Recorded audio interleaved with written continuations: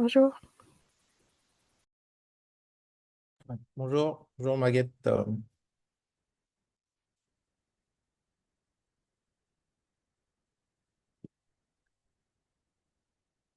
Maguette, tu m'entends?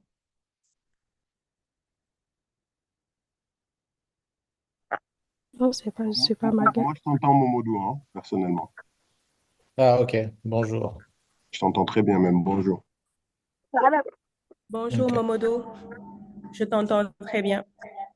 ok, Bon. super. Marguerite, tu m'entends? Oui, oui Alassane, je t'entends bien. Nous, on n'est pas obligé de mettre notre caméra ou la lumière n'est pas terrible, hein, mais il faut. Bonjour tout le monde.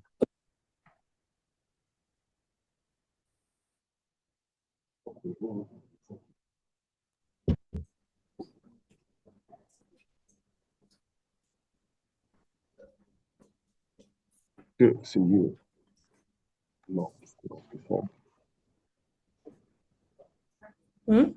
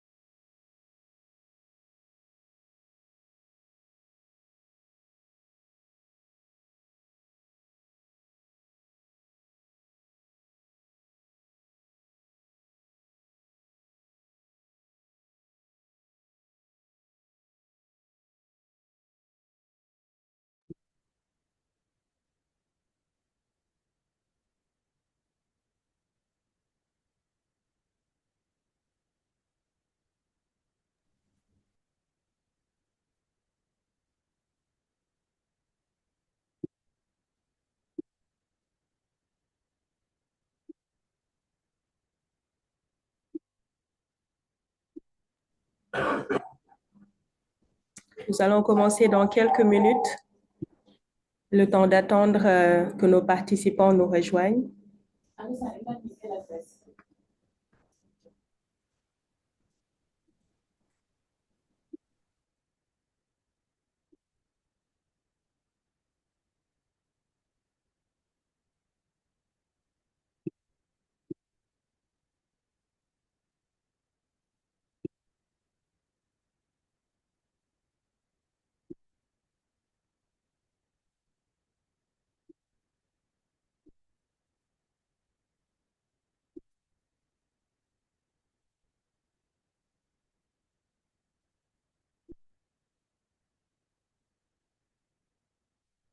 Je vois qu'il y a Assis qui est connecté.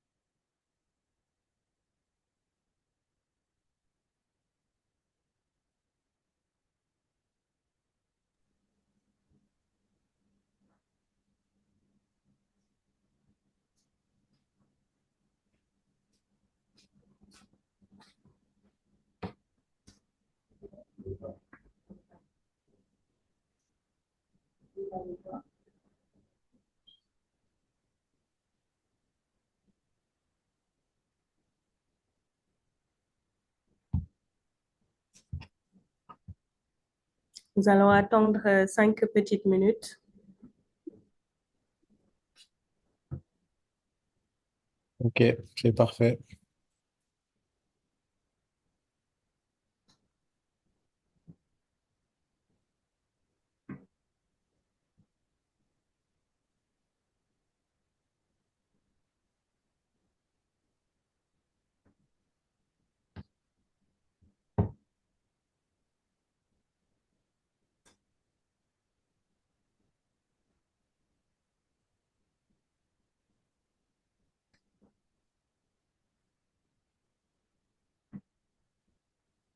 Le nombre de participants monte.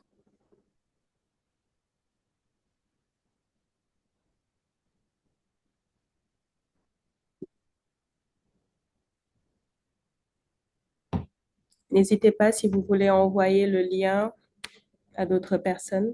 N'hésitez pas.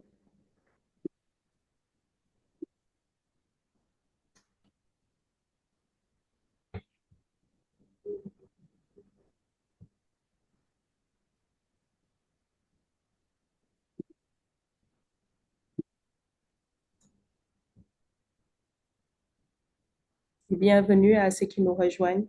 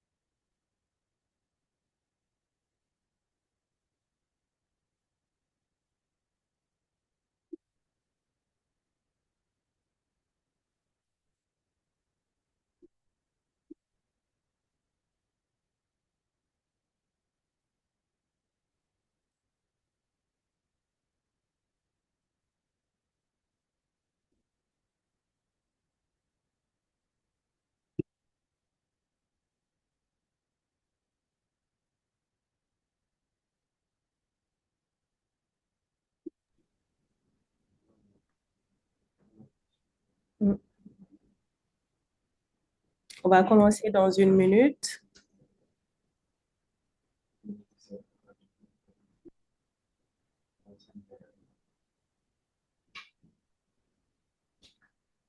Est-ce qu'il y a Alassane avec nous? Alassane Dia? Oui, est-ce que tu peux lever la main?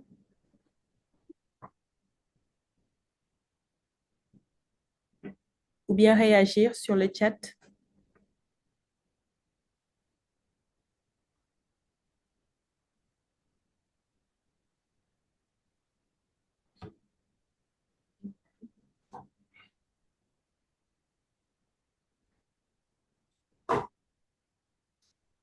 Ah, ça y est, il est là. Le ProBook.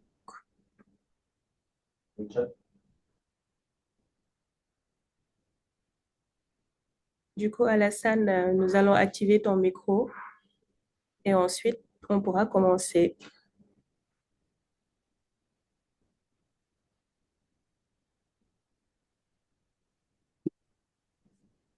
Parfait.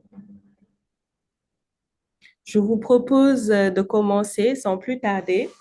Bonjour à tous et à toutes.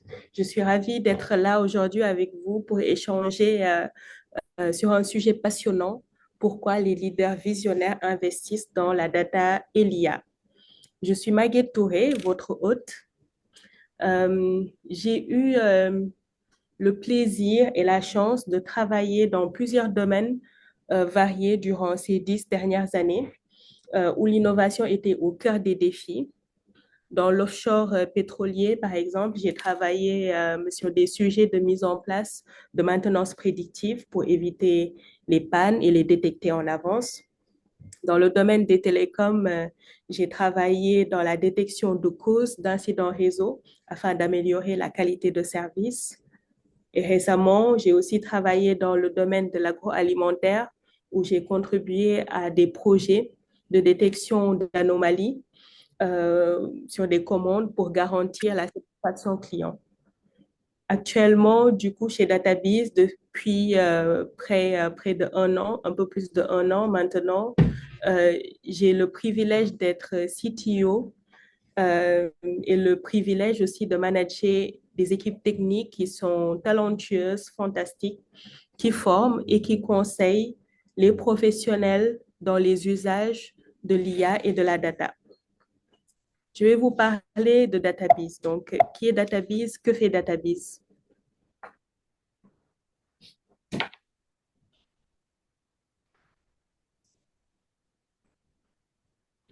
Alors, est-ce que c'est bon? Oui, d'accord. Parfait. Donc, DataBees. DataBees est une entreprise panafricaine spécialisée dans la data et l'IA. Nous formons et nous offrons des missions de consulting à nos clients. Certains d'entre vous ont eu sûrement le privilège de nous rencontrer cette semaine à Pullman dans le cadre de la conférence EdTech organisée par Mastercard Foundation et Etrilabs. Nous avons été choisis parmi plus de 200 startups pour notre innovation et notre impact dans le domaine de l'éducation et le domaine de l'IA et la data. Notre produit, certains d'entre vous le connaissent peut-être. On a une plateforme d'e-learning accessible en ligne qui vous offre des cours vidéo avec des quiz interactifs, des travaux pratiques et avec bientôt un chatbot et un dashboard de suivi. Et nous travaillons avec pas mal de clients et de partenaires ici au Sénégal. Maintenant, ce que je vous propose, c'est de vous présenter nos invités qui sont des leaders visionnaires. Monsieur Alassane Dia, ex-directeur régional de la COFINA et actuel associé gérant à AFIC, que je vais laisser se présenter, du coup, sans plus tarder. Alassane, est-ce que tu nous entends? Est-ce que tu es bien avec nous? Oui, c'est très bien. Le micro était fermé. Vous m'entendez? Oui, oui, on t'entend très bien. Super. Merci Maguette. Merci de l'invitation. Et puis, à travers toi aussi, permets-moi de féliciter DataBees hein, pour le travail qui est fait depuis 3 ans pour ancrer maintenant au sein de l'écosystème sénégalais, voire même africain, l'IA, en tout cas pour que l'Afrique soit au rendez-vous de cette révolution qui est très importante. Donc, à travers toi, j'en profite pour féliciter également DataBees et aussi me réjouir de partager ce webinaire avec Momodou. Momodou, finalement, c'est un ami qu'on se connaît depuis, on va dire, presque 30 ans. Hein. Ça nous rajeunit pas puisqu'on était au même collège à la cathédrale et puis on s'est perdu de vue et puis on s'est retrouvés quelques années quand on est rentrés tous les deux au Sénégal. Donc, je suis très content d'être à ses côtés. Donc, voilà, donc moi, comme tu l'as dit, hein, j'ai un parcours essentiellement dans la finance, on va dire, et dans l'inclusion financière. Dans la finance d'abord en France, où j'ai occupé, on va dire, quasiment toutes les fonctions, hein, puisque j'ai commencé comme conseiller aux grandes entreprises, j'ai fait de l'analyse financière également, j'ai fait l'inspection générale d'un groupe bancaire français, j'ai fait du conseil stratégique auprès d'un directeur général pour piloter un projet stratégique d'entreprise. Et puis, en fin de parcours, j'étais directeur financier, risque et back-office crédit, donc d'une banque régionale. Donc, tout ça en un peu plus de 12 ans avant de rentrer au Sénégal, donc il y a maintenant 5 ans. Et depuis 5 ans, bon, je me suis beaucoup consacré à l'inclusion financière puisque j'ai dirigé une institution, comme tu dis, qui s'appelle COFINA. COFINA, j'étais le directeur général de COFINA Sénégal, avant d'en être le directeur régional, donc en pilotant plusieurs pays, notamment le Sénégal, le Mali, le Togo, le Gabon. Et puis on avait un petit bureau en France qui était également sous ma responsabilité. Et depuis peu, je commence une nouvelle aventure professionnelle, hein, puisque on essaie de construire autre chose. On essaie de construire une banque d'affaires à vocation panafricaine qui s'appelle AFIC, Afrique Finance Conseil. Et donc, c'est ce qui occupe mes journées actuellement. Voilà. C'est super, c'est passionnant et c'est un honneur du coup de t'avoir avec nous, Alassane. Merci pour cette présentation. Et nous avons aussi Monsieur Mamoudou Ndoye, directeur général de Atos Sénégal. Du coup, Mamoudou, comment allez-vous? Oui, merci. Merci, Maguette. Ça va très bien. Bon, tout d'abord, merci pour cette invitation. Donc, j'ai accepté avec plaisir parce que bon, Atos collabore depuis déjà 2 ans avec DataBees. Donc, c'est vrai que c'est une startup que nous suivons en fait de très près. Je pense que nous avons été amenés à collaborer dans le cadre de notre académie digitale, donc Atos Digital Academy. DataBees nous avait accompagnés pour notamment, on avait euh, co-monté ensemble en fait notre formation en data science et en data engineer que vous avez ensuite exécuté. Je pense que par la suite, on vous avait également mis en relation avec nos collègues d'Atos France dans le cadre d'une initiative qui s'appelle l'école du numérique, donc que vous avez délivré avec succès. Donc bon, c'est pour ça que quand vous m'avez invité pour cette session, donc je ne pouvais qu'accepter et surtout de le co-animer avec un ami, Alassane, comme il le disait tout à l'heure, on se connaît depuis de très longues années, donc très heureux de te retrouver sur ce webinaire. Donc moi, je suis le directeur général d'Atos Sénégal. Donc, je suis passionné hein, par ces sujets liés à l'intelligence artificielle. D'une manière générale, passionné par la technique parce que je suis ingénieur de formation, donc ingénieur des mines. J'ai fait une bonne partie de ma carrière à l'international. J'ai travaillé en France, en Espagne, aux États-Unis dans des groupes internationaux comme CMA, Schlumberger, puis ensuite Atos. Donc, comme je suis très technophile, donc j'ai été développeur, consultant technique. J'ai piloté des petits projets, des grands projets informatiques. Et depuis 2015, je suis revenu au Sénégal c'était pour aider Atos à monter en fait son centre de delivery que j'ai managé pendant quelques années jusqu'en 2022 où j'avais repris la direction des opérations d'Atos sur la région Afrique de l'Ouest et du Centre. Et depuis 7 à 8 mois maintenant, j'ai repris la direction générale au niveau du cluster. Donc voilà, donc très heureux d'être parmi vous. Donc sinon, je suis également un passionné de tout ce qui est développement des talents, c'est-à-dire que c'est quelque chose qui me passionne, c'est-à-dire accompagner les jeunes dans le cadre de leur formation, les accompagner également à trouver un emploi. Je pense que bon, on en a besoin au niveau de l'Afrique, donc c'est la raison pour laquelle, avec d'autres collègues, on a travaillé sur pas mal d'initiatives. Fin 2021, début 2022, on avait lancé en fait l'initiative avec la Atos Digital Academy qui ensuite a été répliqué dans d'autres pays. Ça a été répliqué en Côte d'Ivoire, puis ensuite au Maroc, en Égypte. Donc, c'est quelque chose qui fonctionne très bien actuellement et qui, tous les ans, en fait, permettent à une centaine de jeunes Africains de se former, en fait, à des technologies de pointe, à se perfectionner à être des développeurs full stack, à se perfectionner sur la partie data science, sur la partie data engineer. Donc, c'est là-dessus où on collabore pas mal avec DataBees, puis d'autres types de formations. Donc, ça, c'est une initiative parmi d'autres. Bon, tout le monde connaît maintenant la zone 01 Dakar en collaboration avec 01 Talent, qui est en fait un concept très révolutionnaire où c'est vraiment en fait de la formation, en fait, c'est une zone d'intelligence collective, une école sans prof, donc qui permet en fait d'avoir d'autres concepts.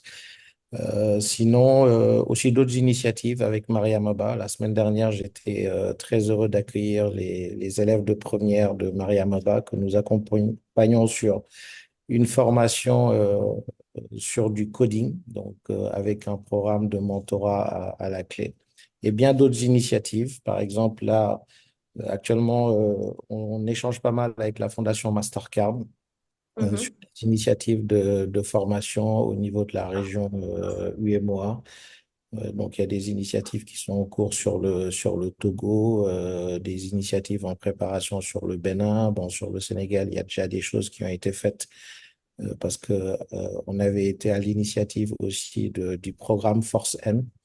Donc voilà, donc ces sujets, bon, j'aime bien en parler également parce que personnellement, ça me passionne et je trouve que l'Afrique qu'on a besoin et on ne peut pas parler d'intelligence artificielle sans parler de talent parce qu'en fait, sur de l'IA, ce n'est pas quelque chose qu'on peut importer de l'extérieur, c'est-à-dire que l'Afrique, on doit avoir une Afrique, une IA pour l'Afrique et par les Africains. Donc, et pour pouvoir faire nos propres IA, on a notamment besoin de talent. Tout à fait. Voilà ce que je souhaitais dire en introduction.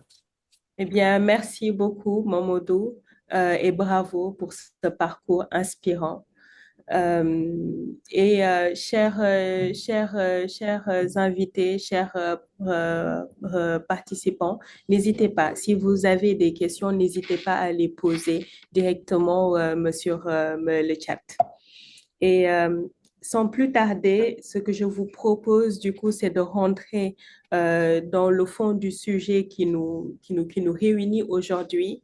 Pourquoi les investisseurs, pourquoi les leaders visionnaires investissent dans la data et l'IA et ce que vous risquez en ne le faisant pas. Et dans un premier temps, déjà, on va définir ces termes. Donc, qu'est-ce qui est un leader visionnaire et qu'est-ce qui n'est pas un leader visionnaire, pour commencer. Et aussi, quels sont les risques du manque d'innovation. Et aussi, pourquoi faut-il former ces équipes.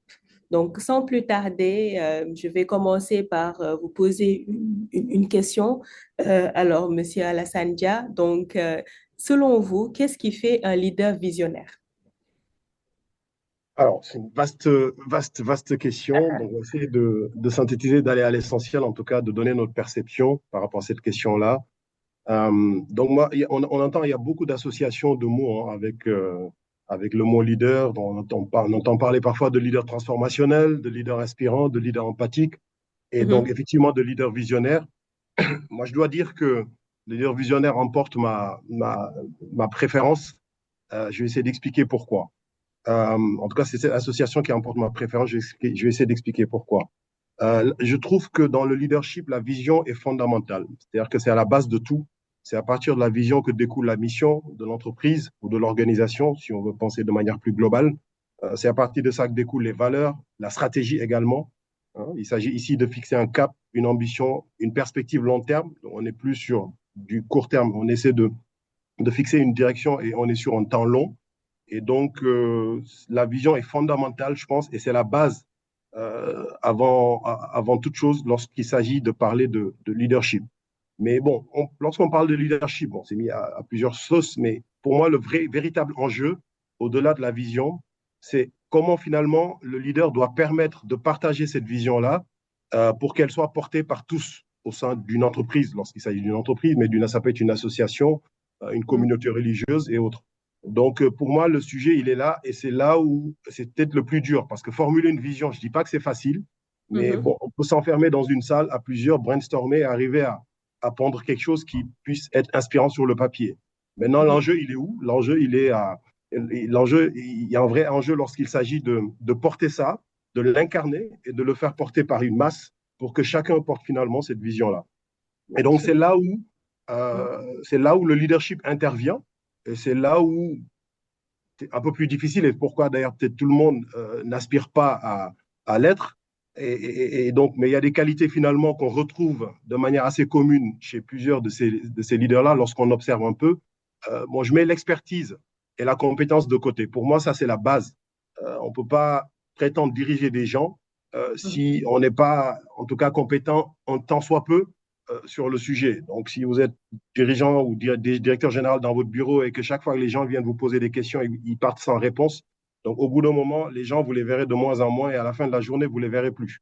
Donc ça, pour moi, c'est fondamental. Il faut un minimum quand même de socle de connaissances pour pouvoir peut-être diriger et inspirer également des gens. Mais une fois qu'on met ça de côté, le reste, c'est essentiellement fait appel essentiellement à des soft skills, qu'on appelle communément maintenant des soft skills. On a beaucoup parlé d'intelligence émotionnelle. Effectivement, c'est galvaudé, mais en tout cas, parmi toutes ces qualités-là qu'on retrouve, moi, je vais essayer d'en retenir 4 ou 5 qui me parlent, en tout cas particulièrement. D'abord, l'exemplarité. L'exemplarité, c'est fondamental. C'est-à-dire qu'on ne peut pas prétendre diriger des gens et puis chaque fois faire le contraire de ce qu'on leur demande de faire. Tout à Je ne fait. peux pas demander à mes salariés d'arriver tous les jours à 9 heures ou à 8 heures du matin et chaque jour, ils me voient arriver à 10 heures du matin. Donc, au bout d'un moment, je pense qu'ils vont se caler sur mes horaires et du coup, de toute façon, ça, c'est rédhibitoire. C'est même pas envisageable. Il y a une autre valeur qui me plaît bien, que je retrouve dans beaucoup de leaders, c'est l'authenticité. On parle aujourd'hui beaucoup d'alignement, en fait. Donc, c'est très important. Donc, derrière ça, il y a cette notion de dire, en fait, ce que je suis en train de vous dire, finalement, c'est ce que je suis, en quelque sorte. Et donc, il y a un parfait alignement et donc une forme d'harmonie, finalement, entre ma personne et ce que je dégage. Et ça, c'est fondamental également dans le leadership. Donc, ça renvoie à la sincérité, ça renvoie à la transparence et tous ces éléments-là. Et un leader a plus de chances, en tout cas, d'attirer ou en tout cas d'onboarder les gens quand il fait preuve d'authenticité et de sincérité. Alors, la Mhm. passion, super important. Donc, avec Momodou, on est plutôt des profils ingénieurs. Donc, on parle beaucoup à la tête des gens, mais c'est super important de parler au cœur, notamment quand il s'agit Tout à fait. Clairement. voilà, d'essayer d'embarquer des gens. Il faut alterner peut-être les deux. Enfin, ça dépend des séquences, mais c'est super important également de parler au cœur des gens parce que c'est ça qui draine la passion, c'est ça qui crée l'enthousiasme et c'est ça qui crée également l'investissement. Mhm. L'humilité me paraît fondamentale également. Mhm. Je dis que ça doit être une fonction inversement proportionnelle à notre rang. Plus on grandit, plus on monte dans la hiérarchie et plus il faut faire preuve d'humilité, c'est fondamental. Parce qu'à un moment donné, on peut finir par perdre ça, on peut prendre la grosse tête et c'est le début de la fin, je pense. Et on peut même devenir dangereux, comme disait l'autre, Mhm. lorsqu'il s'agit de ça. Et puis le dernier point, c'est d'être ouvert, je pense, aux autres, c'est aimer les gens. On ne peut pas diriger les gens si on ne les aime pas, fondamentalement. Et donc, je Mhm. pense que c'est quelque chose qui est fondamental, et c'est de placer l'humain au cœur de nos stratégies, au cœur de nos entreprises, au cœur de ce qu'on essaie de faire, parce qu'il n'y a que comme ça où les gens ont envie de nous le rendre et derrière de nous suivre. Donc, voilà peut-être les quelques éléments que en tout cas qu'on retrouve dans beaucoup de leaders et qui permettent, en fait, ce leadership doit permettre effectivement de porter une vision et de le transmettre pour inspirer les gens autour de nous. Et Mhm. c'était important pour moi de partager ça. Mais si tu permets peut-être, Maguette, un dernier point. Euh, Oui. ouais, Mhm. voilà, vous me direz que dans les qualités que j'ai citées, il y a une question qui me tarote actuellement. J'ai Mhm. essayé de penser à un leader récent que tout le monde connaît, donc qui est Donald Trump. Mhm. Et du coup, j'ai fait l'exercice, enfin, il y a quelque temps, de me dire, mais est-ce que ces qualités-là que j'ai citées, on les retrouve chez lui? Et donc, Mhm. ça m'a amené à développer de plus en plus un concept d'anti-leader. Mhm. Pourquoi? Parce que, bon, l'exemplarité, je ne pense pas que ce soit l'homme le plus exemplaire du monde. Et ça, Euh, pardon, est-ce que tu peux revenir ouais, sur le nom que tu as annoncé? ouais, je parlais de Donald Trump, en fait, hein. D'accord. On peut pas dire que ça soit pas un leader parce que pour diriger le premier pays du monde, donc voilà, on a quand même affaire à un leader. Maintenant, mon raisonnement, c'était de dire, est-ce que toutes les qualités que j'ai citées, on les retrouve chez lui? Et vous allez voir qu'il n'y en a aucune quasiment qu'on retrouve chez lui. Et donc, c'est pourquoi ce concept d'anti-leader Mhm. m'intéresse beaucoup et je pense que c'est quelque chose que j'ai observé, que je vais essayer de développer peut-être Mhm. plus tard.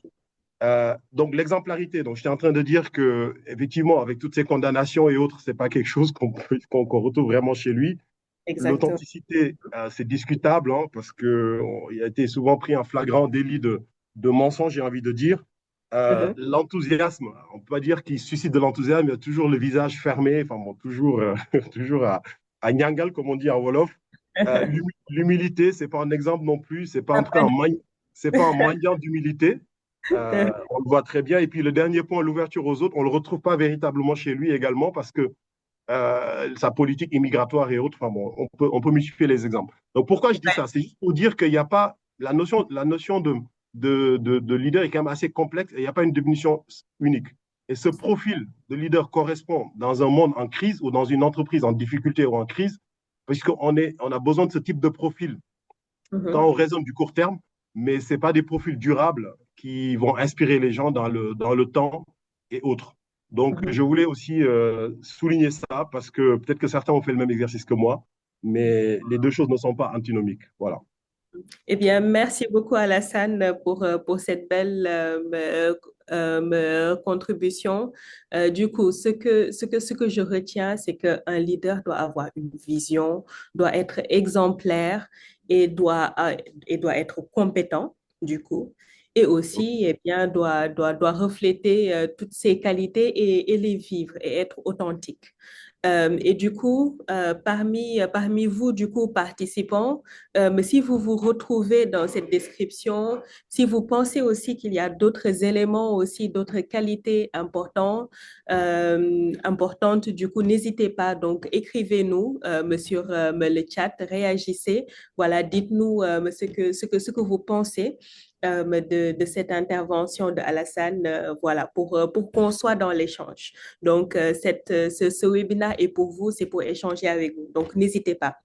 Et aussi, je suis intéressée pour savoir, Monsieur Ndoye, quelle est vous, votre vision d'un leader visionnaire et d'un leader non visionnaire, un peu comme Donald Trump. Et je suis tout à fait d'accord, en fait, avec vous, du coup, Monsieur Dia. C'est le leader, c'est l'anti-leader, du coup, personnifié, mais pour une raison, mais l'Amérique, du coup, les États-Unis a décidé de le prendre comme président. Bon, on va pas rentrer dans le débat politique, mais du coup, oui. Donc, Monsieur Ndoye, quelle est vous, votre vision en quelques mots, hein, en quelques mots, du coup, qu'est-ce que vous pensez qu'un Euh, visionnaire doit être? merci Maguette, hein. Bon, je pense que Alsan a quand même bien résumé la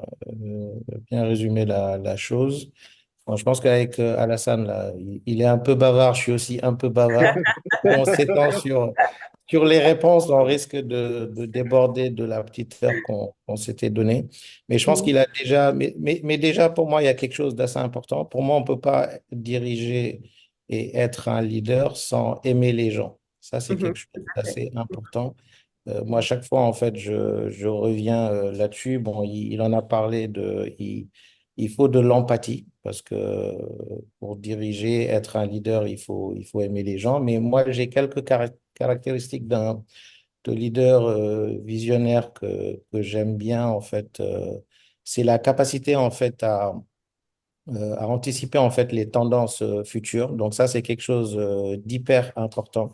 C'est-à-dire que lorsqu'on est leader, on gère une organisation et Mhm, en fait, une organisation ne doit pas être figée. Donc ça veut dire qu'il faut sans cesse préparer son organisation en fait à des changements à venir et pour pouvoir préparer son organisation, ça veut dire qu'il faut anticiper en fait le futur, regarder les tendances qui arrivent, voir comment revoir sa stratégie, revoir son organisation. Donc ça, c'est quelque chose, donc au-delà d'aimer les gens, mhm, et en fait, un leader visionnaire doit pouvoir anticiper. mhm. Quelque chose aussi d'important, c'est qu'il Agile faut, aussi, si je comprends vos mots. tout à fait. Mhm, Donc, chose qui est important, c'est qu'il faut inspirer. C'est-à-dire que pour pouvoir motiver et avoir les gens qui puissent vous suivre au niveau de votre vision, donc ça, il faut avoir la capacité en fait à pouvoir les motiver. Et mhm, pour motiver les gens, il n'y a rien de tel en fait qu'inspirer ces gens-là. Troisième point qui est important, bon, j'essaie en fait de ne pas citer les points sur lesquels Alsan en fait est déjà revenu, c'est l'innovation. C'est-à-dire mhm. qu'en fait, Tout à une fait. organisation doit faire de l'innovation. C'est-à-dire que on doit avoir une certaine ouverture d'esprit sur de nouvelles idées, sur notamment de la volonté à pouvoir prendre des risques, parce que qui dit innovation dit aussi que des fois, il faut pouvoir prendre des risques pour pouvoir se projeter en fait et avoir des objectifs à long terme. C'est-à-dire que en termes de stratégie, il faut toujours avoir des objectifs à court terme. Et Mhm, l'innovation va permettre aussi dans le temps de se transformer, de se réinventer des fois. Il est arrivé, on a pas mal d'exemples hein, de sociétés qui ont su s'inventer, se réinventer en fait et qui actuellement sont les leaders du marché. C'est la plupart des GAFA. On a aussi des exemples de sociétés qui n'ont pas réussi à se réinventer et qui mhm, maintenant en fait sont à la traîne. On connaît tous l'exemple notamment de Nokia. Donc au début des années 2000, ils étaient leaders sur le marché au niveau des mobiles. Tout le monde avait un téléphone Nokia, etc. Mais sauf que ils n'ont pas réussi en fait à faire le virage du tactile, là où ils pensaient que les téléphones tactiles, personne n'en voudrait. Donc voilà. Donc en synthèse, c'est peut-être trois, quatre points que je souhaitais compléter par rapport à ce que Alsan venait de dire. Donc, la capacité anticiper les tendances, la capacité à motiver via l'inspiration, l'innovation. Et peut-être en fait une dernière qualité, c'est la résilience. Mhm. C'est-à-dire que c'est vraiment la capacité à surmonter les obstacles. C'est-à-dire que des fois, en fait, une organisation, tout ne se passe pas tout le temps correctement. On peut être, par exemple, être dans une période faste de forte croissance, mais aussi être dans d'autres périodes de décroissance où les choses peuvent être très difficiles. Donc, cette résilience-là permet des fois de faire le dos rond. Ça permet en fait de passer ces obstacles-là. Et moi, je pars toujours du principe, et ce que je dis très souvent, c'est que, en fait, lorsqu'on est résilient, c'est aussi là où on est en capacité de se réinventer et de réinventer l'entreprise. C'est-à-dire que ça nous permet de passer ces obstacles-là, et après avoir passé ces obstacles, en fait, on en sort très grandi. Donc, voilà ce que je voulais compléter par rapport à l'intervention d'Alassane sans être trop long, parce que comme je disais tout à l'heure, c'est deux bavards qui se sont C'est sûr. réunis, donc on risque de déborder sinon. Merci, Maguette. Bien, alors, est-ce que vous m'entendez? Non. Oui, Oui, Oui, on t'entend. ok. Ok, ok. Bon, bah, parfait. Du coup, ce que je vous propose, alors, désolé, là, j'ai un petit souci avec désolée, hein, là, c'est les soucis du direct. Donc, je vais enchaîner sur une question pour toi, du coup, Alassane. C'est, Mamadou en a parlé tout à l'heure au niveau de l'innovation. Quelles sont, selon toi, les conséquences d'ignorer les technologies actuelles, notamment l'IA, l'analyse de données et ses opportunités pour un dirigeant? Mhm. Non, Momodou a parfaitement raison, hein. C'est-à-dire qu'en tant que dirigeant, le plus dur, je dis souvent, c'est de gérer à la fois le court et le long terme. Donc, le court, c'est l'exploitation. Donc, c'est effectivement ce qui nous fait vivre au quotidien. Donc, on a tendance à être à focaliser sur ça. Mhm, Et le long terme, finalement, c'est l'innovation, hein. C'est le PNB, en tout cas, c'est le chiffre d'affaires futur. Et donc, le dirigeant doit à la fois gérer le court, donc l'exploitation, mais aussi le long, l'exploration. Donc, mhm. l'exploration, en général, je c'est vois pas le bien vu banquier parce qui que parle. Tu parles de on PNB. dépense, voilà, ça c'est mon côté, ma déformation bancaire. Je parle de PNB, c'est ma déformation de banquier. Donc, ouais, Mais le nous, on chiffre parle de d'affaires. chiffre Donc, d'affaires. le chiffre d'affaires. Donc, donc c'est super important. Maintenant, pour répondre plus précisément à ta Mhm, question, je pense qu'il faut bien comprendre d'abord le monde dans lequel on vit.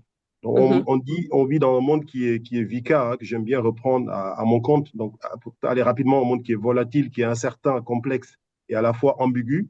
Donc, très compliqué en somme. Et donc, dans ce monde-là, je pense que le dirigeant a besoin de boussole et donc de définir des axes stratégiques très clairs. Et en général, ces axes stratégiques-là sont quasiment universels dans toutes les entreprises. Vous allez les retrouver. Ça va être le focus client. Nos mhm, amis anglais parlent de customer centricity. Ça va être le focus sur les salariés également. Nos amis français parlent de symétrie des attentions. C'est-à-dire qu'on ne peut pas avoir des clients qui sont contents à partir du moment où nos salariés en interne ne le sont pas. Donc, tout à fait.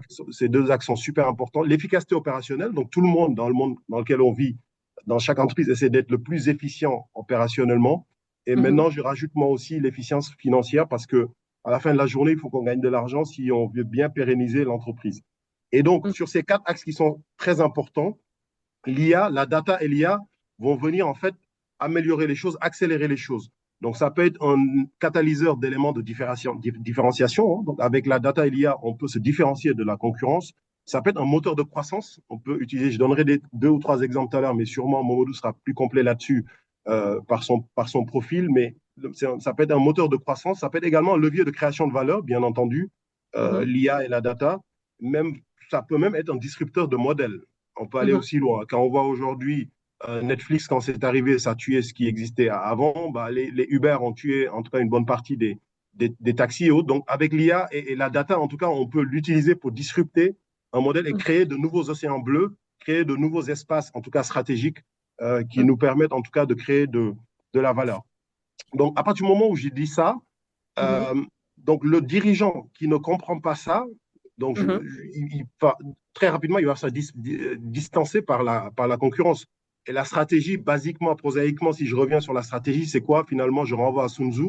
La stratégie, c'est l'art de la guerre. Donc, à un moment donné, il y a des stratégies de confrontation. On est sur un même marché et on est Mhm. confronté à ses Mhm. concurrents, pardon, et on essaie de se différencier, comme j'ai dit, on essaie de créer de la croissance, on essaie de créer de la valeur. Et donc, à partir du moment où on a des leviers bien identifiés de création de valeur, de différenciation et de croissance, et que le dirigeant ne s'en saisit pas, bah, le risque Mhm. qu'il prend pour son organisation, en tout cas sur le long terme, c'est qu'à un moment d'être différencié et à un moment donné de disparaître. L'exemple de Nokia est en cela très parleur. On peut citer l'exemple également de Kodak, hein, qui est communément cité, enfin aujourd'hui, mais les plus jeunes ne connaissent même pas Kodak. Mais nous, quand on était jeunes, on allait avec nos shorts prendre des petites photos Kodak chez le photographe du quartier. Donc, Euh, Tu veux dire qu'on est plus ouais. jeune? On est encore Bah, loin. on est un peu moins jeunes, on va dire ça comme ça. Donc voilà ce que j'ai envie de dire ce que j'ai envie de dire sur cette question-là. Peut-être Momodou veut compléter quelque chose. Il sera peut-être plus complet que moi sur l'IA et la data. Mm. Ouais, mais du coup, Ouais. si je retiens quelque chose, c'est qu'en fait, un dirigeant et un manager doivent avoir en tête l'actuel, mais aussi le futur. Bah ouais. Et en fait, il doit savoir innover et penser au futur pour ne pas se faire distancer. Ouais. Si je résume un peu du coup tout ça. Donc, Mamoudou, Mm. est-ce que du coup, vous avez des idées sur Ouais, Monsieur ouais. Non, juste pour compléter, hein, parce que par rapport à la Mhm, question qui a été posée, mhm, en fait, on peut pas, un dirigeant ou bien une entreprise qui ignore actuellement l'IA, en fait, il faut savoir que nous sommes dans un monde qui est et qui sera de plus en plus difficile et de plus en plus concurrentiel. Donc ça, on le voit tous les jours avec tout ce qui se passe en Europe, les guerres qui sont en train d'être lancées un peu partout. Donc il y a quand même une certaine incertitude. Donc face mhm, à cette incertitude-là, on ne peut pas se permettre de dire qu'on ignore l'IA, c'est-à-dire que les entreprises mhm, qui ignorent en fait l'IA sont voués à disparaître, tout simplement. mhm, Et la raison est très simple parce que l'impact, il va être en termes de perte de compétitivité. Parce qu'en mhm, fait, elles sont sur un marché où elles auront des entreprises qui vont adopter l'IA à fond, qui vont adopter les technologies de données. Dans quel but? Pour améliorer leur efficacité, améliorer leur productivité et voire même améliorer leur innovation. C'est-à-dire que maintenant, on est de plus en plus dans tout ce qu'on fait comme activité, nous devons de manière systématique rajouter l'IA. C'est-à-dire que mhm, même lorsqu'on fait de l'innovation, on mhm, doit également en parallèle regarder comment l'IA peut permettre en fait d'améliorer cette innovation-là. Je pense même que la dernière fois, il y a quelques mois, j'en discutais avec DataBees quand ils avaient voulu nous présenter leur plateforme EdTech. Et mhm, ce que je leur avais même suggéré, c'était en mhm. termes d'apprentissage, en fait, l'avenir, notamment des EdTech, c'est de rajouter en fait de l'IA dans l'apprentissage. Tout à C'est-à-dire fait. que on a une Mhm, EdTech, il y a des gens qui se forment, mais pour moi, en fait, quelqu'un qui se forme, les gens ne se forment pas de la même manière.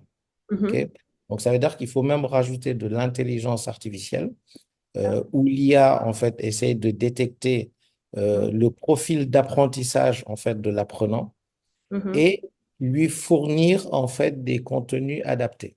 Donc ça, c'est par exemple un De exemple personnalité, c'est ça? voilà, de manière personnalisée, mais via Mhm, de l'apprentissage, en fait. C'est-à-dire qu'au départ, ça va être un contenu générique, c'est-à-dire le même contenu qui est... mais en fonction, en fait, du profil d'apprenant, mhm, adapter, en fait, ce contenu. Donc mhm, voilà, donc, c'est-à-dire que les entreprises sont obligées d'adopter l'IA parce que sinon, dans le cas contraire, il y aura une perte de compétitivité. Donc ça, c'est le premier point. Elles prendront des décisions qui, de mon point de vue, seront moins éclairées, ok? mhm, Parce que lorsqu'on est une entreprise, lorsqu'on est dirigeant d'entreprise, on passe notre temps en fait à prendre des décisions, c'est-à-dire qu'on doit avoir la capacité d'analyser un certain nombre sur la base d'hypothèses, d'inputs de données, prendre des décisions qui peuvent être bonnes ou mauvaises, mais il faut les prendre. Et en fait, l'IA, à ce niveau-là, en fait, peut apporter en termes d'analyse de données pour prendre des décisions qui sont basées sur des informations qui sont beaucoup plus précises, qui peuvent être en quasi temps réel. Et on ne peut pas espérer, sans ces outils-là, en tant que dirigeant, pouvoir se retrouver à prendre des décisions basées sur des données incomplètes ou obsolètes, parce que derrière, ça peut entraîner en fait des erreurs qui peuvent être coûteuses pour l'entreprise. Un troisième point qui est important, bon, je reviens toujours sur la problématique des talents. Donc, ce que je disais tout à l'heure, je suis un passionné en fait du développement de tout ce qu'on appelle en fait digital skills. Mais en fait, pour moi, une entreprise, ce sont des hommes. C'est-à-dire que la richesse vraiment d'une entreprise, c'est les hommes et les femmes qui font partie de cette entreprise-là. Et un point qui est très important, c'est que les employés, si on ne les forme pas, OK, elles ne peuvent pas en fait contribuer à l'essor de l'entreprise. Et tôt ou tard, ça va se ressentir. Et des employés talentueux, avant-gardistes sont toujours attirés d'une manière générale par des entreprises qui investissent dans les technologies. Et donc, une entreprise qui ignore l'IA ne peut pas être en fait une entreprise qui est attrayante pour ses talents. Euh, Par exemple, nous, à notre niveau, bon, on investit quand même pas mal dans la formation de nos employés. Il y a pas mal de choses qui sont déployées. On a des plateformes de e-learning sur ces sujets IA pour que les gens puissent en fait se développer, se construire. Et c'est aussi ça qui plaît à nos collaborateurs en interne. Et aussi ceux qui souhaitent nous rejoindre sont toujours en fait envieux en fait sur ce point-là. Donc ça, c'est le troisième point qui me semble important. Sans innovation, sans IA, on ne peut pas attirer des talents. Quatrième point, c'est l'innovation. C'est-à-dire que l'IA, ce que je disais tout à l'heure, permet aux entreprises d'innover plus rapidement. Parce que, comme je disais tout à l'heure, nous sommes dans un contexte qui est très compliqué mondialement, qui est très concurrentiel. Donc, ce qui fait que même quand on innove, il faut innover, mais innover vite. Et l'IA peut aider en fait les entreprises à innover plus rapidement, à s'adapter aux changements du marché. Donc ça, c'est le quatrième point dont je voulais parler et qui me semble important. Et en dernier lieu, en fait, l'impact économique, c'est-à-dire qu'à une échelle plus large, les pays, les régions qui investissent dans la recherche, dans le développement de l'IA, sont susceptibles de connaître une croissance économique beaucoup plus forte. Donc, il y a eu des études de McKinsey à ce sujet. Donc, c'est pour ça que je suis très heureux de voir que l'Afrique n'est pas en reste, malgré nos petits moyens, parce que nous n'avons pas beaucoup de moyens, malheureusement. Mais quand je vois qu'au niveau du continent, il y a pas mal au niveau étatique, de prise de conscience de nos dirigeants sur l'intelligence artificielle. Nous avons des dirigeants qui actuellement commencent à comprendre les enjeux. Il y a eu pas mal de stratégies données et IA qui ont été adoptées. Donc, par exemple, l'année dernière, le Sénégal a adopté sa stratégie données et sa stratégie IA. Il est actuellement dans l'opérationnalisation de ces stratégies. J'étais très heureux il y a 2 jours de participer au Go Taoué qui a été en fait un événement pour lancer le supercalculateur qui enfin est opérationnel, qui va être au service en fait des chercheurs, au service des startups, au service des entreprises privées. Il y a 3 semaines, j'étais en Guinée, j'ai rencontré le ministre de l'enseignement supérieur. Ils sont en train de déployer une cité de l'innovation et de la recherche. Donc, ils souhaitent également acquérir un supercalculateur, monter un centre de données. Il y a quelques jours, j'étais à Abidjan. Euh, Ils ont lancé, pareil, ils sont en train en fait de réfléchir sur leur stratégie IA. Le Togo, il y a un mois, a également lancé l'initiative. Le Bénin, je pense que le Ghana a finalisé il y a à peine 2 mois sa stratégie. Donc, c'est-à-dire qu'il y a quand même beaucoup d'initiatives qui sont actuellement, qui se font au niveau de l'Afrique et qui, moi, me réjouissent en me disant que, bon, comparé notamment aux GAFA, comparé aux États-Unis, qui mettent énormément de moyens. Mhm. C'est-à-dire que, par exemple, ce qui est mis aux États-Unis en termes d'investissement sur l'IA, bah, c'est l'équivalent, en fait, c'est l'équivalent du PIB de la Côte d'Ivoire, quoi. Donc, autant dire que c'est... Donc, on a très peu de moyens, mais par contre, bah, on n'est pas en reste. C'est-à-dire qu'il y a des initiatives Mhm. pour former les talents, il y a des initiatives pour gommer les gaps qu'il peut y avoir en termes d'infrastructure. Je parlais notamment du supercalculateur et de l'investissement qui a été fait sur le Sénégal. Donc, et tout ça, bon, c'est très positif et par rapport à l'avenir. Mhm. Eh bien, tout à fait. Et vous avez parlé aussi d'un fait, mais c'est les problèmes justement mais de compétitivité pour les entreprises qui n'y vont pas, qui hésitent encore ou qui ont peur. Mhm. Voilà, on peut comprendre hein, parce que voilà, le changement n'est pas évident pour tout le monde. Et du coup, de votre expérience, est-ce que vous avez est-ce que vous avez vu des problèmes réels de compétitivité que vous pouvez, dont vous pouvez nous parler? Bon, on a cité en fait tout à l'heure l'exemple Mhm, de Nokia qui a vraiment mhm, raté un virage important. Donc, je pense que mhm, Hassan a parlé tout à l'heure de l'exemple de Kodak, qui est mhm, également moins connu, etc. Parce que pour moi, en fait, la perte de productivité, parce qu'avec l'IA, qu'est-ce que ça apporte? Ça apporte en fait de la productivité. C'est-à-dire que dans nos entreprises, on fait de la production. Cette production-là est basée sur de l'humain, c'est-à-dire que beaucoup de la production d'une entreprise, donc si on parle pas par exemple d'une usine, etc., donc c'est-à-dire que c'est le travail intellectuel des collaborateurs de l'entreprise qui permettent de produire.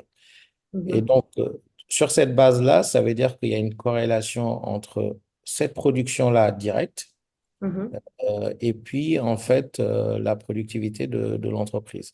Et donc, ça mhm, veut dire que pour booster sa productivité, bah, il faut utiliser des outils, c'est-à-dire que tout ce qui est l'IA permet notamment de tout ce qui est automatisation des tâches, parce que avec de l'IA, on peut automatiser notamment des tâches administratives, des tâches répétitives, permettant ainsi en fait aux employés par la suite de se concentrer sur des tâches beaucoup plus complexes, voire même beaucoup plus créatives, donc ce qu'on appelle en fait du value added. Donc ça, c'est quelque chose d'hyper important. Via l'IA, en fait, on peut faire de l'analyse de données qui permet en fait de la prise de décision. Via l'IA, on peut faire de l'amélioration de la collaboration. Par exemple, nous, en interne, et je pense que dans beaucoup d'entreprises, on déploie des outils comme Microsoft Copilot qui permettent vraiment à chaque collaborateur bah, de pouvoir améliorer sa productivité. Maintenant, les réunions, lorsqu'elles se font, bah, il y avait mhm, un PMO en fait qui suivait tout ce qui se dit et à la fin qui envoie un compte et un rendu. compte Maintenant, c'est plus rendu. l'appel. Donc, Mhm, à la fin de la réunion, on reçoit automatiquement en fait dans notre boîte mail le compte rendu de la réunion. Il mhm, arrive même des fois en fait qu'on n'a pas le temps d'assister à une réunion, mais on peut activer une option pour dire je veux mhm, recevoir le compte rendu à la fin. Donc, c'est-à-dire même sans être présent, on peut savoir exactement ce qui s'est dit. Donc voilà, donc c'est des outils qui vraiment permettent d'améliorer la productivité et qui, moi je me souviens, là c'est même pas de l'IA, c'est vraiment de l'automatisation de tâches. Il y a mhm, 2, 3 ans, parce que dans mhm, les entreprises, on a par exemple des exemples, les équipes financières sont toujours surbookées, c'est-à-dire énormément de travail, etc. Et je me mhm, suis toujours posé la question de savoir pourquoi ces gens-là travaillaient tous les jours de 7 heures à minuit, 2 heures du matin. Et mhm, donc, en interne, on avait lancé une initiative, ce qu'on appelle en fait du lean management, mhm, où on avait pris un consultant qui avait passé une semaine avec nos équipes finance. Bon, c'est quelque chose de très intrusif, hein, parce que c'est une personne qui se met à côté et qui vous regarde travailler. Et en Mhm. fait, qui note toutes vos tâches en disant, cette tâche-là, OK, c'est une tâche value added. Mhm. Cette tâche-là, c'est du waste time, etc. Et Mhm. à la fin, qui est capable en fait de produire un rapport, Mhm. ce qu'on appelle un rapport de lean management, pour dire quel est le ratio entre les tâches en waste time, les tâches en value added. Et en fait, Mhm. ça nous a permis de voir des opportunités Mhm. ce qu'on appelle Amélioration. Ouais. des opportunités d'amélioration. Mhm. Et on a notamment eu un cas où on avait un de nos financiers qui, par exemple, passait 20% de son temps à faire de la comptabilisation de TVA. C'est-à-dire que régulièrement, aller chercher en fait les factures fournisseurs, aller dans notre système SAP, vérifier, puis remplissait son petit fichier dans l'optique de préparer sa déclaration de TVA. Donc, qu'est-ce qu'on a fait? On lui a développé via du RPA un Mhm. outil qui permet de lui automatiser tout ça. Donc, il va aller chercher en fait les factures, Mhm. analyser ces factures-là, se connecter à SAP, Mhm. aller chercher l'information relative à la TVA et en back-office, en fait, lui remplir Mhm. son petit fichier Excel. Et donc, il n'avait plus qu'à, euh, en fin de semaine, aller juste regarder le contenu de son fichier Excel, faire les vérifications. Et ça, en Mhm. fait, c'est juste un exemple, mais qui permet à Mhm. une personne de gagner du temps, parce que On- 20%, c'est quelque chose C'est de, énorme. de pas C'est négligeable. une journée, du coup, entière dans la semaine. Tout à fait, effectivement. C'est une journée de travail, en fait, qui lui permet ensuite de faire autre chose. Donc ça, c'est un exemple. Mais bon, Mhm. des exemples de ce type-là, on peut en trouver pléthore, hein. Donc tout Mhm. ça pour dire en résumé que ignorer l'IA et ses opportunités peut entraîner euh, énormément de problèmes. Donc on parlait de perte de compétitivité, notamment tout à l'heure. Mhm. Eh bien, merci beaucoup, Mamoudou. Alors, il y a du coup un problème qui se pose. Et en fait, c'est le fait que beaucoup de personnes, en fait, ont peur. Beaucoup de personnes, du coup, ne veulent pas y aller parce qu'ils ont peur. Et du coup, Monsieur Dia Alassane, mais la question, du coup, que je voudrais me vous poser, c'est alors, à ces personnes-là qui ont peur, des managers, des dirigeants, mais qu'est-ce que vous leur conseillez, du coup?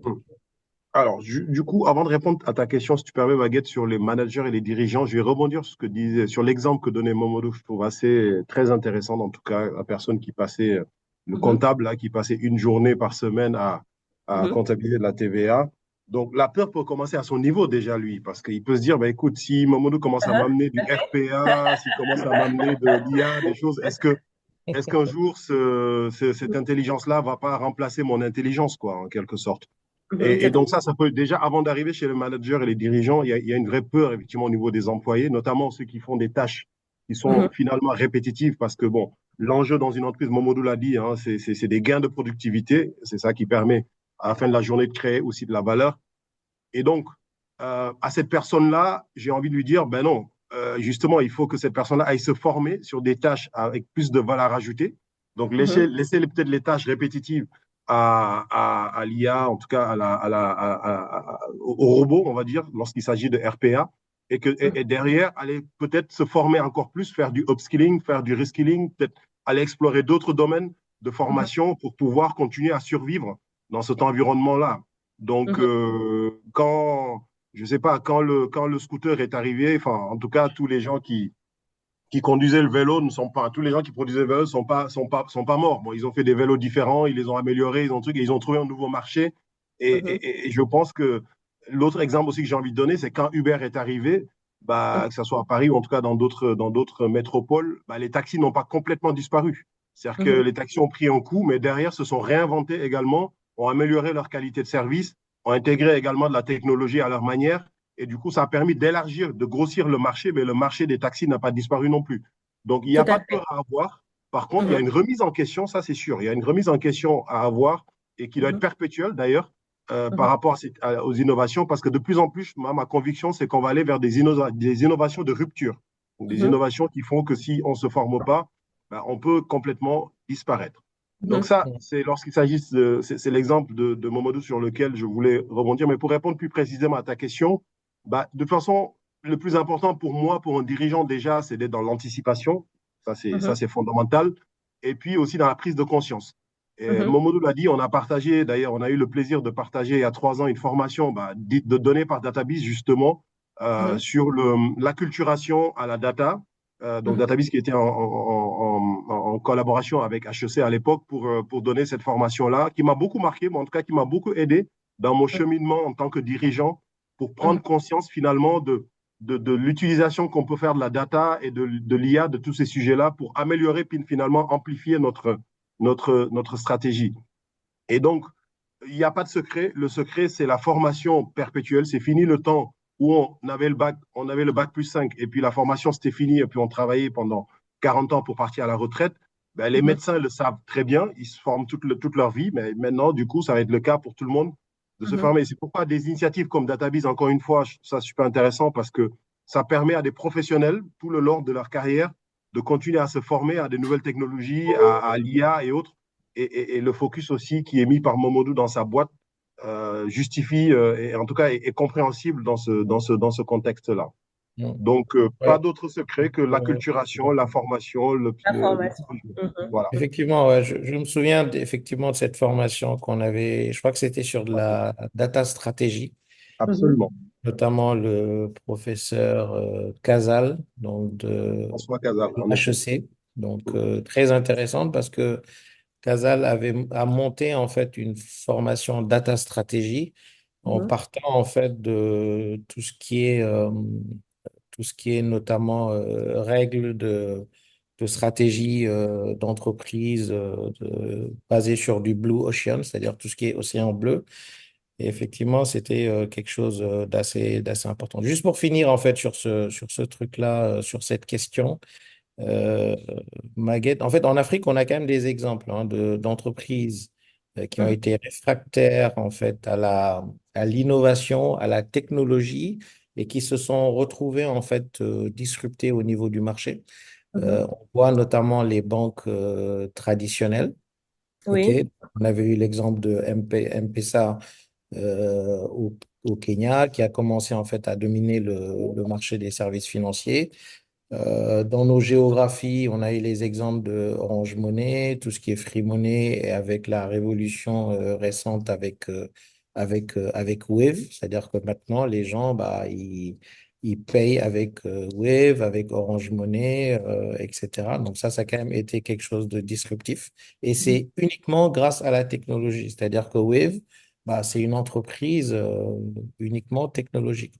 Dans le domaine des transports, c'est pareil en Afrique, c'est-à-dire que la technologie a permis bah, à des entreprises comme bon, Uber qui étaient plutôt à l'étranger et qui sont venus s'installer en Afrique, mais on voit bah, l'exemple de Yango qui marche bien. Bon, sur le Sénégal, c'est pas encore très développé, mais quand on va des pays comme en Côte d'Ivoire, bah, on peut se déplacer très facilement via du Yango et d'autres flottes de ce type-là. Sur l'industrie de la vente en détail, on a l'exemple de Jumia, Mhm. venu également disrupter le marché, c'est-à-dire que maintenant, on n'est plus obligé d'aller faire des achats via des détaillants traditionnels. Bah, il y a des plateformes de vente en ligne qui permettent de le faire. Il y a même des détaillants qui maintenant bah, vendent sur des plateformes. Je pense il y a de la vente sur Facebook, la vente sur Instagram, etc. Et tout ça, ça a été permis grâce à la technologie. Et Mhm. donc, tout ça pour dire que bah, Ça euh, ouvre les des entreprises opportunités. réfractaires, bah, c'est des problèmes de compétitivité par la suite. Oui, tout à fait, tout à fait. Et du coup, si je peux revenir aussi sur quelque chose, c'est la nécessité, du coup, vous l'avez dit tous les deux, en fait, de se former. Et ce qu'on observe beaucoup dans les équipes, dans les entreprises, c'est que du coup, une personne, même si on lui économise une journée, en fait, dans la semaine, au final, mais cette journée-là, cette personne peut en fait l'utiliser pour faire autre chose qui a plus de valeur ajoutée. Voilà, dans les entreprises, je pense, on le sait tous, il y a personne qui s'ennuie, en fait, qui s'ennuie et qui est là à se tourner les pouces. Donc, si c'est votre cas, en tout cas, remettez-vous en question et formez-vous. Et en fait, si ce n'est pas votre cas, en fait, voilà. Donc, même si sur des tâches qui n'ont pas de valeur ajoutée, on vous économise votre temps, allez du coup chercher alors là où en fait vous pouvez apporter de la valeur. Donc allez-y, il y en a. Je suis certaine qu'il y en a et que du coup, si vous restez à ne rien faire, eh ben au final c'est quelque chose de plus personnel, mais pas en fait quelque chose du coup que l'IA vient vous prendre. Et du coup, cela dit, alors toujours, hein, n'hésitez pas, du coup, chers participants, à réagir sur le chat. Je ne vois pas encore de questions. Donc, voilà, on va ouvrir là, du coup, après cette question, alors le chat pour avoir vos réactions. Du coup, alors que ma dernière question pour vous deux, Monsieur Ndoye et Monsieur Dia, quelles sont les formations que vous recommandez aux dirigeants et à leurs collaborateurs? Sur quoi est-ce que vous les recommandez de vraiment aller chercher des informations et de se former à l'heure actuelle? Merci. Moi, je pense qu'en fait, d'une manière générale, il ne faut pas que les gens aient peur de l'IA. Mhm, Effectivement, tout le monde n'a pas besoin d'être spécialiste de l'intelligence artificielle mhm, parce que, bon, on va pas demander à un dirigeant d'entreprise ou bien quelqu'un qui ne travaille pas dans l'IA bah, d'aller développer en fait des use cases, etc. Mais mhm, par contre, il y a quand même eu une révolution avec ce qu'on appelle le Gen AI, c'est-à-dire le Generative AI. Donc, tout le monde connaît ce qui s'est passé avec ChatGPT. Donc, ChatGPT a été l'application qui a eu en fait le plus grand taux de pénétration au monde. C'est-à-dire qu'en général, une application, lorsqu'elle vient sur le marché, elle prend des mois, elle prend des années en fait à être adoptée. Alors que ChatGPT, en fait, au bout de quelques jours, a été adopté par un millier de personnes. Et je pense que en termes d'utilisation, on doit avoir une utilisation de d'un milliard de personnes qui utilisent au quotidien ChatGPT. À côté de ChatGPT, il y a d'autres applications qui se sont déployées. Donc, tout ça pour dire en fait qu'il est essentiel de suivre des formations en IA pour mhm, rester compétitif, tirer parti des opportunités. Donc, ces formations-là, c'est plutôt les orienter en fait sur du generative AI, parce qu'en fait, il y a des études qui ont même été faites qui montrent que en fait, la façon de travailler dans une entreprise, maintenant et dans le futur, va changer. C'est-à-dire que euh, les gens, en plus des compétences techniques, les compétences relationnelles de communication, etc., doivent acquérir en fait de nouvelles compétences liées à l'IA. C'est-à-dire mhm, qu'on doit savoir utiliser en fait des outils de Gen AI qui vont nous permettre d'être beaucoup plus productifs au quotidien, etc. C'est-à-dire que quelqu'un qui va aller chercher un emploi, bah, maintenant, au même titre qu'il va être challengé lors de l'entretien par rapport en fait à ses compétences techniques, ses compétences comportementales, etc.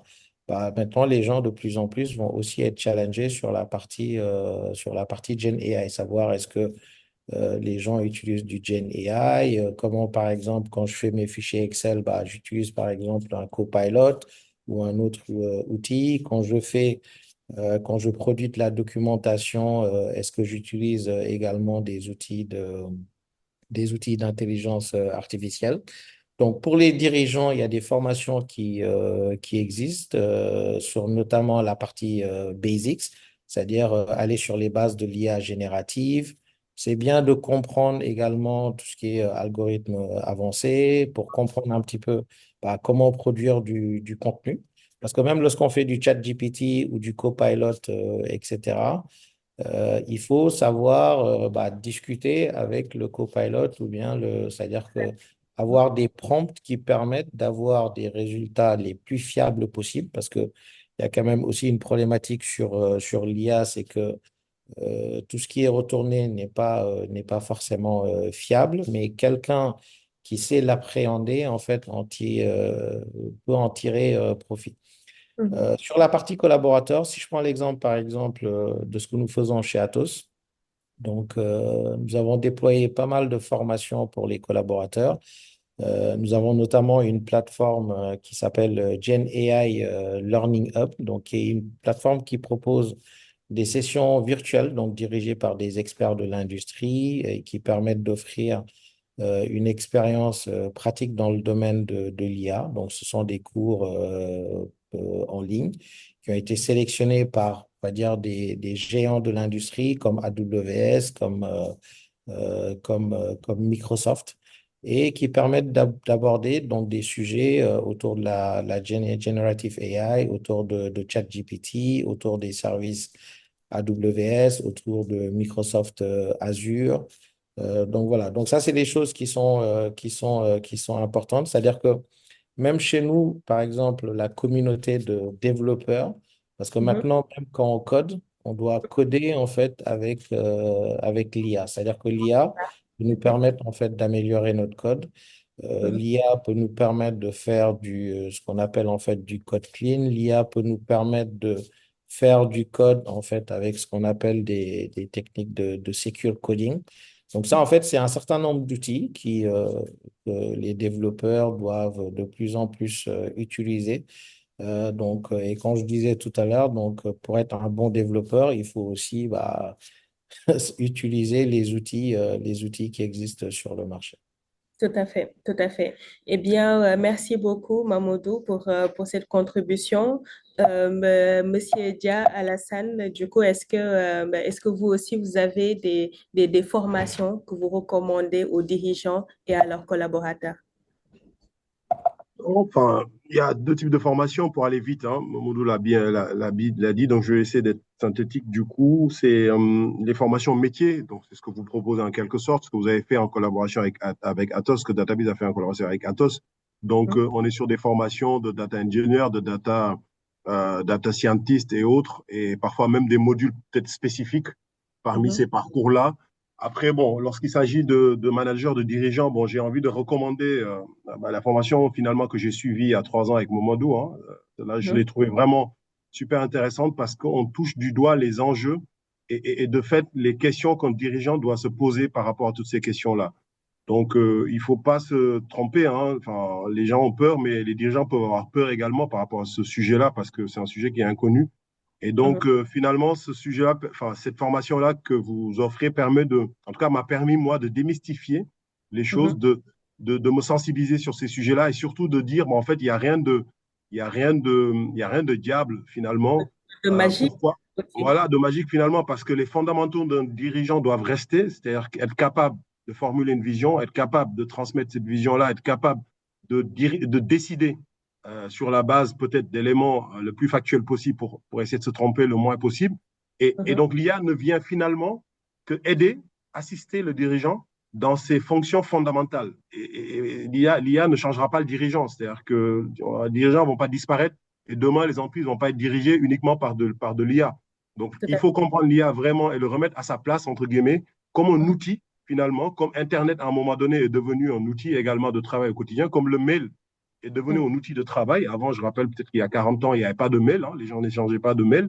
Mhm. Et je me rappelle quand Internet est arrivé dans les boîtes restreignaient un peu Mhm. l'accès en disant les gens ils vont passer leur vie à regarder le site de l'équipe ou en tout cas à regarder des matchs de foot et autres. Et aujourd'hui, plus personne ne se pose ces questions-là.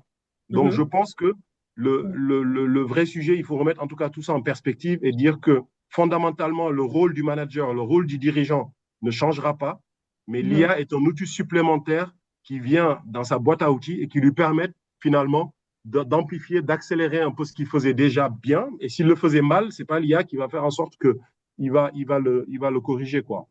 Mhm. Donc, je recommande en tout cas cette formation-là qui est assez généraliste, qui donne aussi quelques éléments, j'avais trouvé techniques Mhm. par rapport à l'algorithmique et qui nous permettait aussi de comprendre un peu les modèles de machine learning et autres, comment c'était fait. Mhm. Voilà, et sur la partie plus technique, bah, je renvoie à Athos, effectivement, qui le fait très bien. Mhm, tout à fait. Eh bien, merci beaucoup, du coup, à tous les deux.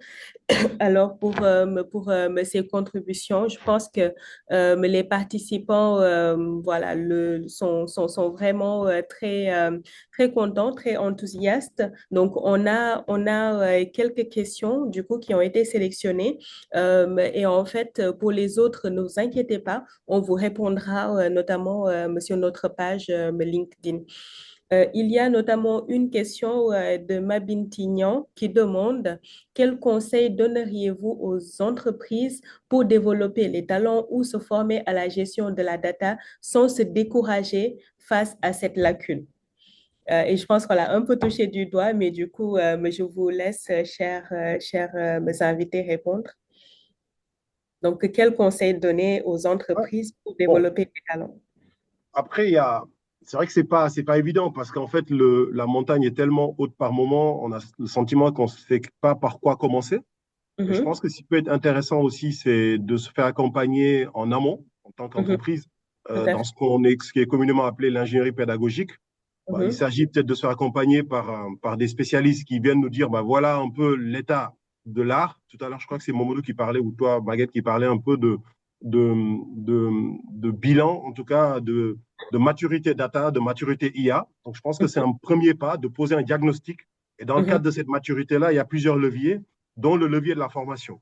Et tout à donc, fait. d'abord, poser un regard extérieur sur les compétences dont dispose l'entreprise par rapport à ses besoins et puis Mhm, après construire finalement des chemins sur mesure, des formations sur mesure en fonction des gaps qui auront été identifiés entre la situation à un instant T identifiée par le consultant et finalement la situation cible, là où l'entreprise doit être en termes de maturité sur le pilier formation pour pouvoir atteindre ses objectifs.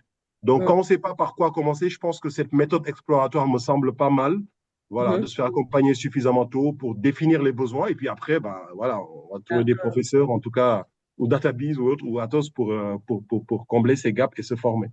Oui, oui. Et du coup, de faire un audit Ouais, du coup c'est ça. de l'état de sa maturité data C'est exactement ça. pour commencer. Tout à fait. Mm. Et du coup, Mamadou, une question pour vous de Cannes qui demande concernant les PME, PMI, comment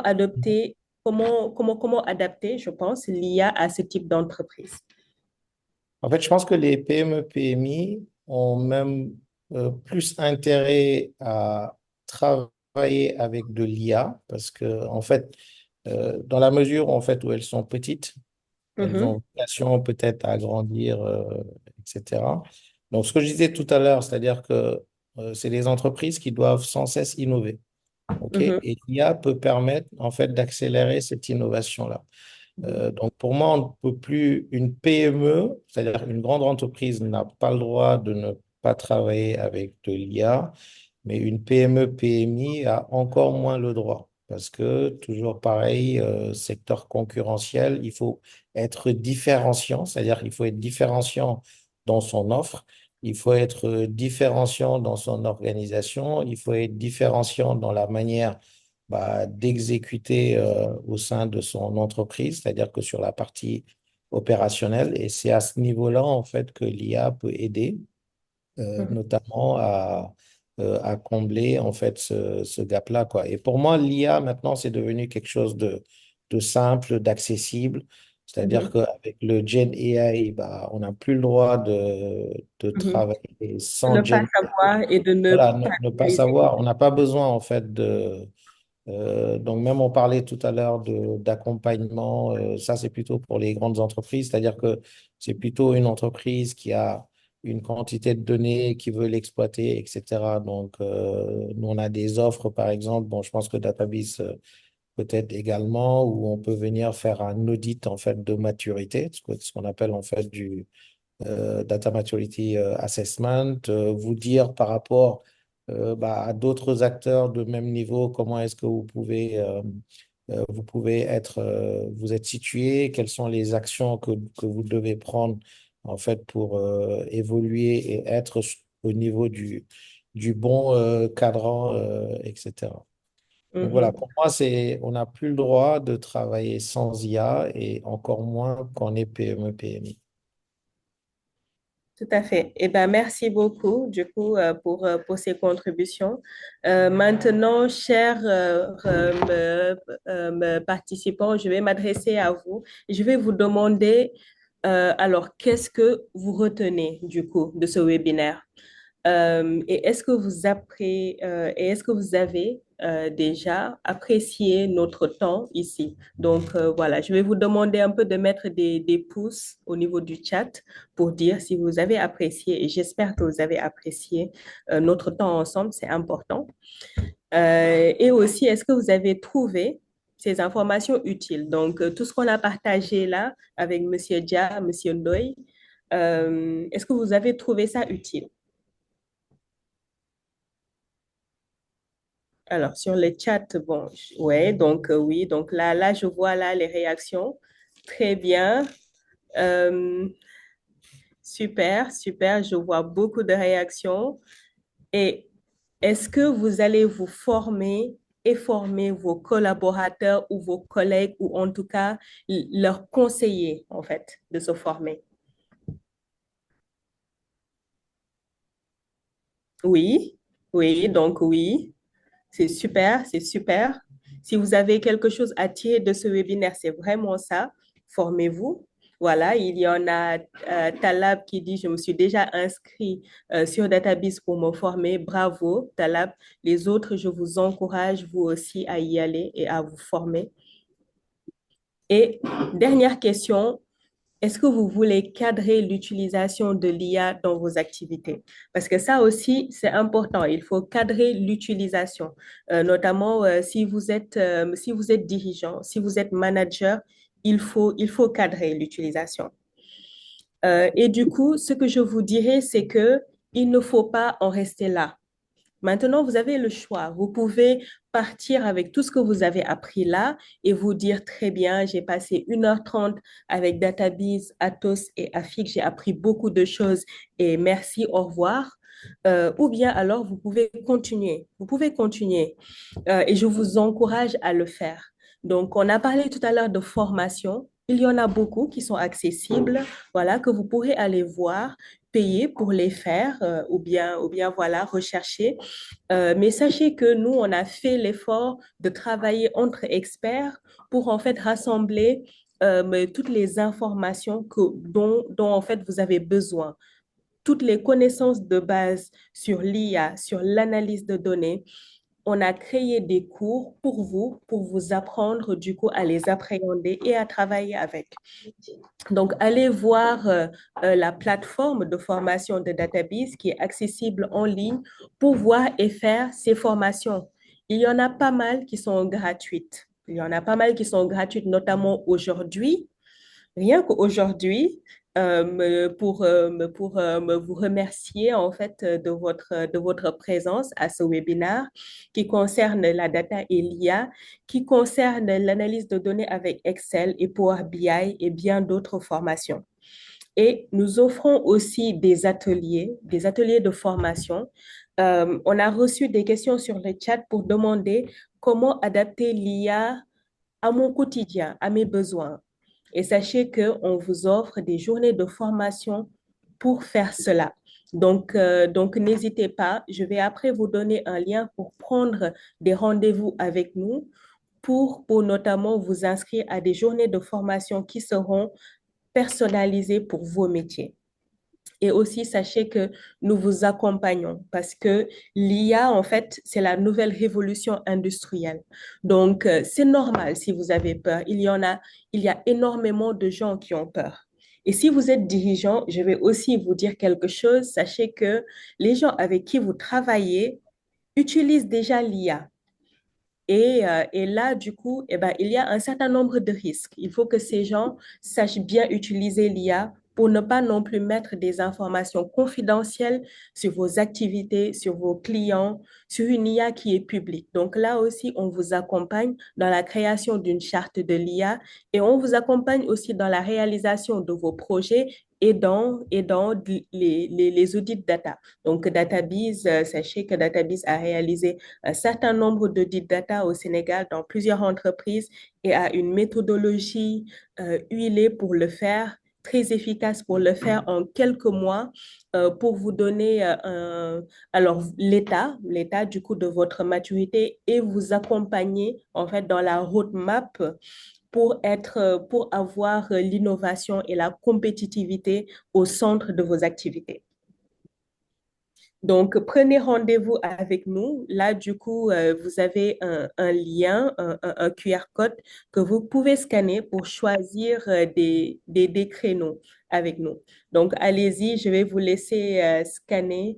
Et du coup, alors le temps du coup que vous fassiez ça et aussi, du coup, quand vous prenez rendez-vous, donnez-nous alors quel est votre métier, quel est votre poste et en fait ce qui vous intéresse. Donc, voilà, donnez-nous ces informations pour qu'on soit capable de vous aider au mieux et de vous proposer en fait le format de formation notamment et de conseil qui est le plus adapté pour vous. Euh, et du coup, sur ce, je vais demander à nos chers invités, Monsieur Dia, Monsieur Ndoye, si vous avez des mots de la fin à nous partager. Ouais, merci beaucoup, Maguette. Moi, j'ai pris plaisir hein, à co-animer avec mon ami là, Alassane ce webinaire-là. Mhm. Donc, j'espère que ce sera la série d'une longue aventure là pour Ah, DataBiz. J'avais pas vu le nombre de personnes connectées là, mais j'étais en train de regarder. Je pense qu'on a eu quand même presque 180 personnes connectées, ce parfait. qui Mhm, est, je pense, qui est exceptionnel. Donc, bravo à vous, bravo mhm. à DataBiz. Donc, bon, je pense que vous faites un travail excellent. Donc, vous êtes une jeune start-up, mais avec pas mal d'avenir. Donc, bon. Et nous, on sera toujours présents pour vous accompagner, donc collaborer avec vous dans le futur. Tout à Merci fait, tout à à vous et fait. merci pour Merci beaucoup. l'invitation. Merci beaucoup, Monsieur Ndoye, et c'était avec plaisir. Merci beaucoup pour vos contributions et pour votre vision. Voilà, vous êtes vraiment un leader visionnaire. Monsieur Dia, est-ce qu'on peut avoir votre mot de la fin? Oui, oui, non, mais je vais reprendre le même mot que Momodou. C'est un plaisir, vraiment. J'ai pas vu le temps passer d'ailleurs. Donc, c'est vraiment un plaisir d'avoir partagé cet échange-là qui était très, très, très riche et finalement assez simple et accessible. Donc voilà. Il y a pas mal de questions également qui ont été posées qu'on n'a pas eu le temps de traiter. Donc, pour se projeter peut-être sur le futur, je pense qu'il y a d'autres webinaires à imaginer dans les mois, dans les mois à venir pour faire le tour des questions. Ben, en tout cas, et finir sur le même tempo que Momodou, hein, vous féliciter également par rapport au travail qui est fait, comme je l'ai dit au début, pour essayer d'ancrer tout ça dans l'écosystème africain. On n'a pas le droit de prendre trop de retard sur cette quatrième révolution. Et vous faites partie des acteurs qui aujourd'hui comptent, en tout cas, sur le Sénégal et l'Afrique de l'Ouest. Et puis remercier également Atos à travers Momodou, parce que les petites startups ont besoin d'entreprises plus, en tout cas, plus en place, plus costauds, pour pouvoir les accompagner, pour pouvoir créer des ponts, des liens entre elles, pardon. Et donc, Atos joue très bien ce rôle-là et peut-être appeler d'autres dirigeants qui sont autour de la table, d'essayer d'avoir la même vision peut-être que Mamadou là-dessus en disant que c'est de notre responsabilité en tout cas de créer un écosystème d'innovation au Sénégal. Et pour cela, il faut que les startups soient accompagnées également par des grandes entreprises pour accélérer l'innovation. Et je pense que c'est le bon chemin à prendre. Donc, merci encore une fois vraiment. Et puis, félicitations à toi, Maguette, pour l'animation. En tout cas, c'est très impressionnant. Et puis toute la régie derrière, parce que j'imagine il y a du travail derrière. Donc merci Parfait. encore une fois à tous les gens qui sont connectés, qui nous ont écoutés également. Tout à Merci, fait. merci beaucoup Juste à un vous. mot, Maguette, pendant que Oui. j'y pense, là, il me semble que les 10 et 11 décembre prochains, il y a le Saltis Mhm, euh, qui sera organisé par mhm, Ndiaye Dia et mhm. ses équipes. Mhm. Donc j'en parle parce que bon, ils m'ont fait l'honneur je serai parrain en fait du Saltis cette année. Donc j'invite tous les gens qui sont intéressés par ces sujets liés à l'innovation, liés à la technologie, liés à l'intelligence artificielle, donc à participer à cet événement qui Mhm. commence à être un événement majeur également sur le Sénégal. Donc ça aura lieu les 10 et 11 décembre. Tout à fait, tout à fait. Et on y sera aussi. Sachez qu'on y sera aussi. Merci beaucoup. Merci Merci. à tous. Merci, à Merci à bientôt. tous. Merci beaucoup. À bientôt. Merci beaucoup. Allez, au revoir. Bye bye. Salut.